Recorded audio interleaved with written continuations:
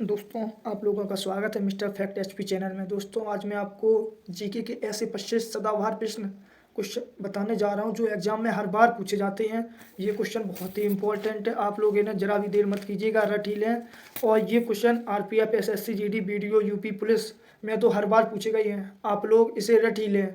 ये क्वेश्चन बहुत ही इंपॉर्टेंट है। चलिएगा क्वेश्चन की तरफ नज़र डालते हैं। जैसा कि पहला क्वेश्चन आपकी स्क्रीन के ऊपर, वर्षा की बूंद का आकार गोलाकार किस कारण से हो जाता है? वर्षा की बूंद का आकार गोलाकार किस कारण के हो जाता है?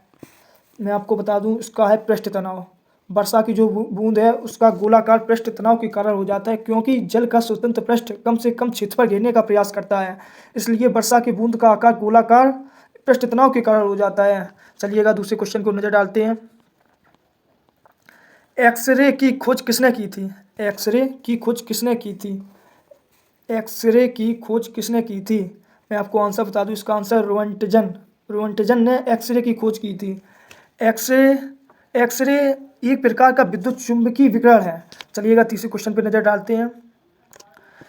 भारत में सूचना का अधिकार अधिनियम कब अधिनियत किया गया था? भारत में सूचना का अधिकार अधिनियम कब अधिनियत किया गया था? मैं आपको बता दूं, सूचना का अधिकार अधिनियम वर्ष 2005 में अधिनियत किया गया था और इसका पूरा 15 जून 2005 में आरंभ हुआ था और पूर्णतः 12 अक्टूबर 2005 में पूर्णतः अधिनियत किया हो गया था। चलिएगा अगले क्वेश्चन की ओर। किसी दो निरंतर देशांतरों के बीच समय का अंतर कितना होता है? दो निरंतर देशांतरों के बीच समय का अंतर 4 मिनट होता है। ये बहुत इंपॉर्टेंट क्वेश्चन है। दो निरंतर देशांतरों के बीच समय का अंतर 4 मिनट होता है। चलिएगा अगले क्वेश्चन की तरफ। डायोप्टर निम्नलिखित में से किसकी एसआई इकाई है? डायोप्टर निम्नलिखित में से किसकी एसआई इकाई है? मैं आपको बता दूं, जो डायोप्टर है वो लेंस की क्षमता की एसआई इकाई है। लेंस की क्षमता की एसआई इकाई है। चलिएगा अगले क्वेश्चन की तरफ। तारों के टिमटिमाने का कारण क्या है? तारों के टिमटिमाने का कारण क्या है? मैं आपको बता दूं, तारों के टिमटिमाने का कारण जो कि वायुमंडलीय अपवर्तन के कारण होता है, इसका डी आंसर एकदम करेक्ट आंसर है। चलिएगा अगले क्वेश्चन की तरफ। प्लासी का युद्ध के समय बंगाल का नवाब कौन था? प्लासी के युद्ध के समय बंगाल का नवाब कौन था? मैं आपको बता दूं, प्लासी के युद्ध के समय बंगाल का नवाब जो सिराजुद्दौला था। बंगाल का नवाब सिराजुद्दौला था। और इससे कि अगला बंगाल का नवाब मरीर जाफर था। अगले क्वेश्चन की तरफ बढ़ते हैं। आर्द्रता का मापन किससे किया जाता है? आर्द्रता का मापन किससे किया जाता है? मैं आपको इसका आंसर बता दूं, आर्द्रता का मापन है जो हाइग्रोमीटर, क्या सुना, हाइग्रोमीटर से किया जाता है, जो कि वायुमंडल में उपस्थित आर्द्रता होती है ना, उसकी वायुमंडल में उपस्थित आर्द्रता का मापन हाइग्रोमीटर से किया जाता है। आइएगा अगले क्वेश्चन की तरफ। अगला क्वेश्चन, कांसा निम्नलिखित में से किसकी मिश्र धातु है? कांसा निम्नलिखित में से किसकी मिश्र धातु है? जो कि कांसा है, नंबर सी क्वेश्चन, तांबा और टिन मिश्र धातु से मिलकर बना होता है कांसा। चलते हैं अगले क्वेश्चन की तरफ। अगला क्वेश्चन आपकी स्क्रीन के ऊपर, पेनिसिलिन की खोज किसने की थी? पेनिसिलिन की खोज किसने की? मैं आपको बता दूं, पेनिसिलिन की खोज है वो number A option Alexander Fleming ने की थी। मैं आपको एक क्वेश्चन से 2 क्वेश्चन बनाने की कोशिश करूंगा। जैसा कि पेनिसिलिन एक प्रकार का एंटीबायोटिक दवा है जो कि फफूंद कवक में प्राप्त होती है। चलिएगा अगले क्वेश्चन की तरफ। निम्नलिखित में से किस कोशिका अंगक को कोशिका की आत्मघाती थैली कहा गया है? कोशिका की आत्मघाती थैली कहा गया है। मैं आपको बता दूं, लाइसोसोम को कोशिका की आत्मघाती थैली कहा गया है, लाइसोसोम। अगले क्वेश्चन की तरफ। निम्नलिखित में से कोशिका का ऊर्जा केंद्र कहा जाता है? निम्नलिखित में से कोशिका का ऊर्जा केंद्र कहा जाता है, कोशिका का ऊर्जा केंद्र वो mitochondria, number D option mitochondria को कहा जाता है, माइटोकॉन्ड्रिया को। चलते हैं अगले क्वेश्चन की तरफ।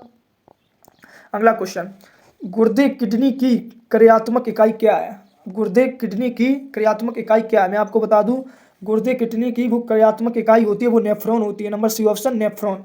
चलते हैं अगले क्वेश्चन की तरफ।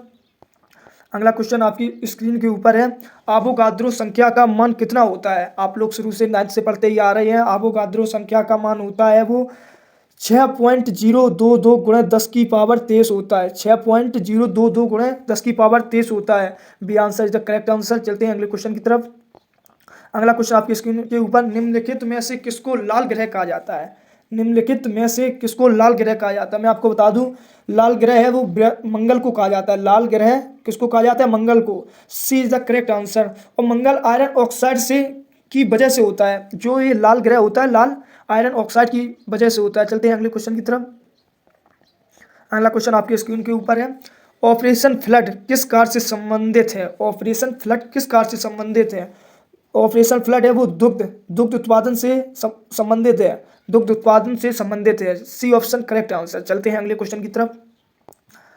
भारत को सबसे पुरानी पर्वत श्रृंखला कौन सी है। भारत की सबसे पुरानी पर्वत श्रृंखला कौन सी है। आपको पहले ही पता होगा कि जो सबसे पुरानी पर्वत श्रृंखला है वो अरावली की पहाड़ियां हैं। Aravalli is the correct answer. C number correct answer. चलते हैं अगले क्वेश्चन की तरफ। 18वां क्वेश्चन आ गया है, भारत में राष्ट्रीय आय का आकलन सबसे पहले किसने किया था। भारत में जो राष्ट्रीय आय है उसका आकलन सबसे पहले किसने किया था। मैं आपको बता दूं, राष्ट्रीय आय का आकलन सबसे पहले गोपाल कृष्ण गोखले ने किया गया था। गोपाल कृष्ण गोखले ने किया था। सी नंबर इसका आंसर है, गोपाल कृष्ण गोखले। चलिएगा अगले क्वेश्चन की तरफ। नूरजहां किस मुगल शासक की पत्नी थी। नूरजहां किस मुगल शासक की पत्नी थी। आपको पहले ही पता होगा, नूरजहां है जो जहांगीर मुगल शासक की पत्नी थी। D question is the correct answer. और एक और क्वेश्चन मैंने आपको पहले बता दिया था। मैं एक क्वेश्चन से 2 क्वेश्चन बनाने की तरफ कोशिश करूंगा। नूरजहां का वास्तविक नाम मेहरुलसा है। नूरजहां का वास्तविक नाम मेहरुलसा है। नूरजहां का वास्तविक नाम मेहरुलसा है।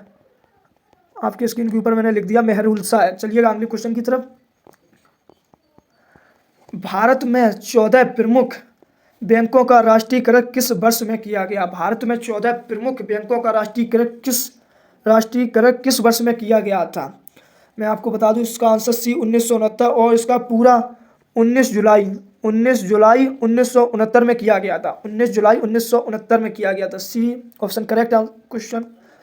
चलिएगा अगले क्वेश्चन की तरफ।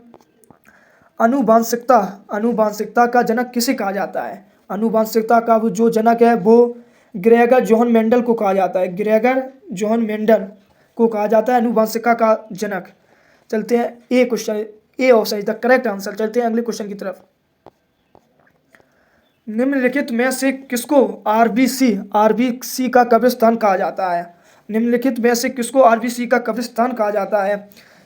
आरबीसी का कब्रिस्तान मस्तिष्क को कहा जाता है। किसको कहा जाता है दोस्तों, मस्तिष्क को। मस्तिष्क, C option is the correct answer. चलते हैं अगले क्वेश्चन की तरफ।